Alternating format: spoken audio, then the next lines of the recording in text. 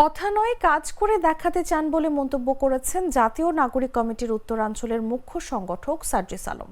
বলেন, কাজ করতে পারলে ভোট দেবেন, না হলে দেবেন না। সোমবার দুপুরে পঞ্চগড়ের দেবীগঞ্জ উপজেলায় বিজয় চত্বরে এক পথসভায় এ মন্তব্য করেন তিনি। এর আগে বিশাল গাড়িবহর নিয়ে পঞ্চগড়ে যান সার্জিস আলম। আমরা কাজ করে দেখাতে চাই এবং সেই কাজের সুযোগটি আপনাদের কাছে চাই।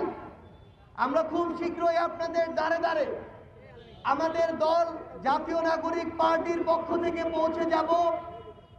আমরা বিশ্বাস করি আগামীর বাংলাদেশে যে নতুন বাংলাদেশ আসছে, এখানে দলের নাম দেখে কিংবা কোনো মার্কা দেখে কেউ আর ভোট দিবে না, বরং কোন লোকটা কেমন, কে কেমন কাজ করছে, কার কথার সাথে কাজের মিল কেমন, এই জিনিসগুলো দেখে আগামীর বাংলাদেশে মানুষ বিভিন্ন মার্কা এবং দলে ভোট দিবে।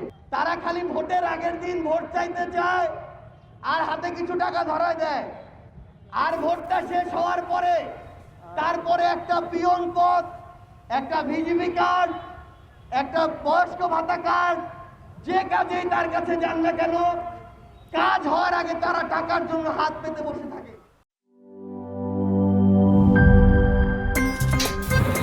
আমার একটা স্মার্ট সিদ্ধান্তে 25% গ্যাসের খরচ কমেছে। ভাবছেন কিভাবে? সাধারণ গ্যাস স্টোভ বদলে আমি এনেছি আরএফএল গ্যাস স্টোভ। এর সাইন্টিফিক নজল ও ব্রাস বার্নার ক্যাপ সমানভাবে তাপ ছড়িয়ে রান্না করে দ্রুত।